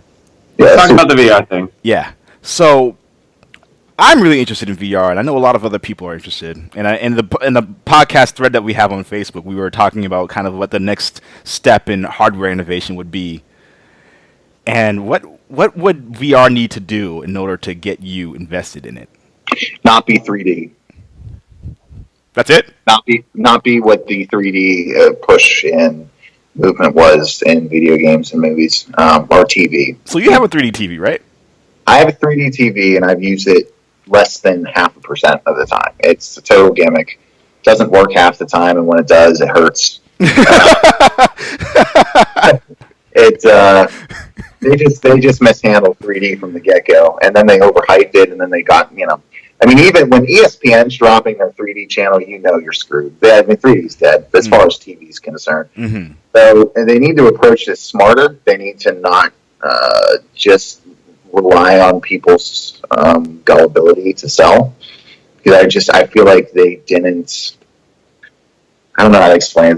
They really dropped the ball with 3D. They didn't develop it right. They rushed things and killed it. Yes, you can still see movies in 3D, but the vast majority of the time it's total crap. Yeah. So as long as they do it the right way, as long as they take their time with their reveals, they take their time with the tech, I think that it could be better than what 3D ideally imagine itself to be. Mm-hmm. So I'm willing. I love new technology. I love what I've seen from Morpheus. Mm-hmm. The Oculus before it was bought by Facebook. Yeah. Facebook. I'm going to be very interested in it. I'm going to pick it up. I'm already kind of saying I'm going to pick it up, just because I think that they're doing a great job with it so far. And I have faith in Sony when it comes to the technology side of things. So we'll see what happens. But for me, all they have to do is not be 3D. Yeah. I think it needs to take its time. It needs to not come out until it's absolutely perfect. Yeah. Yep. And I'd like to see it on something I already own, like if Sony has one. But I don't want it to be like the Move, where there's this big push at the beginning, and I know that there aren't going to be any games after those original 4. Yeah. Because that happens all the time with peripherals. It is what peripherals do. I'd like to see it integrated into games that I already own. I would like to be able to buy the games, play them normally, but have this other option there, because that's going to make me realize that I could be playing this and actually be in this world, and eventually I'll pick it up. Right. Yeah. And absolutely. I think there should be more Move integration too, because maybe this will be something that kind of helps bring the Move back. Yeah. Maybe. Because I think the Move, the technology is there. It's fantastic. It's just not that many games are using it. Yeah. And it's very gimmicky when it is used, unless it's something that's just Move, Just Dance. Makes sense. It's what I do for a workout when I don't feel like going to the gym. So, right. Just Dance is solid. I hear you though, Kev. You made a really good point about how peripherals are very. Yeah, I mean, you really even saw that at E3 when they talked about supporting the camera eye, and they spent 20 seconds talking about, well, we're committed to it next. They didn't talk about anything. Like, I have a camera eye, and all right now I can use it for is the playroom, which I played for like an hour and a half, and it was fun to show family and friends. Hey, little robots, whatever. They added some stuff to the playroom though with a new update. Yeah, I'm sure they did. I just don't care. Yeah, basically. It's not enough of a reason to take time away from other games I'm playing to check out. But yeah, no, I think that the future is bright for VR. But you're 100% on, man. When they release it, they can't have problems. It's got to be. It also can't release within the next year. I think people are still burnt out from buying all of the next gen stuff. Yeah. Even PC gamers, all just upgraded. Yeah. If they release it right now, nobody's going to buy it, and then developers will stop supporting it. It needs to be at least a year or two down the road. Yeah, I agree. I feel for me, in order for it to really hit the nail in the market, it has to not go over a certain price point. So I think all of these things that you guys just said are all part of the equation to making a successful launch for VR. And I think and I don't know. I think people are burnt out on peripherals too. I think that what I was saying before goes very well in that it might not have a successful launch. It probably won't because people will think that it's just not going to ever release more games. Right. So there needs to be ingrained support, and people need to realize it's a long-term commitment and keep developing. Right. Well, what's good is developers thus far have come out and said the Project Morpheus is unbelievable, and they're very excited about what they can do with it. Right. And then there was that revelation that the light bar on the PlayStation controllers are specifically meant for when VR comes out. Right. Right. And they added functionality in the patch to dim those lights. And I'm still so confused as to how many people are buying the camera. I know why.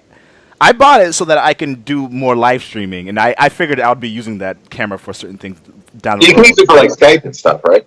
Not Skype. You can use it for video chat, but not Skype. For video chat. So, okay. Yeah. But the thing that bothers me still about the camera is that if I'm live streaming, it will not focus on where the person live streaming is. It'll focus on literally the center point for where the camera is, which on my TV, it's on the top. Oh my gosh! So it's just looking at the wall. That's fucking stupid. That'll do it. Yeah. So if they fix that, I will be an advocate for the camera, and if they do the Project Morpheus thing, advocate for the camera. But for now, they said they're sold out of cameras in most places, and they're not anymore. Good. they're back in stock. I think that everybody bought them and paid $80 for them when they were low in stock, and now realize that they bought it for absolutely nothing. Right. Well, you can play with some fake robots. Yeah. They gotta get something going with that now. Yeah, they do. For sure. Because they found a way to get people to buy it, and now it's just hey, do something with it. Yeah. Yeah. Please. Yeah. I know that there was talk before the PS4 released of, I think it might have been Media Molecule, working on something really interesting where you made things in a 3D environment. Yeah, I remember with that. the camera, but I have not heard anything about that in a year. Yeah, I haven't heard. It's gone completely dark on that front. That's got to be what they're working on, though, because Media Molecule isn't working on Little Big Planet 3. Yeah. Yeah. I'm sure there'll be some integration there. Okay. All right. Make a podcast. Yeah, fucking awesome podcast. Thank you guys, of course, for being guests on the podcast, because this Thanks for having us, man. super awesome. And sad face for Dave, who couldn't make it because he sold his Xbox One. But I say no to him not being on, but yes to the Xbox sold back because it's a piece of shit.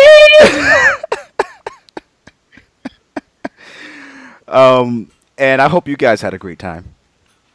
It's good. It would have been better if my internet didn't, drop every 5 minutes. Right. Though it seems to be stable now. I just am a floating voice. The floating voice with the It's icon. Floating in the void. You're coming in from the far plane. Yeah. And everyone at home listening on both YouTube and iTunes, thank you for listening in to the Black Oni Podcast. Yeah. And we will catch you guys on the next episode. Oh yeah. Oh yeah. Take care, guys. Happy 4th.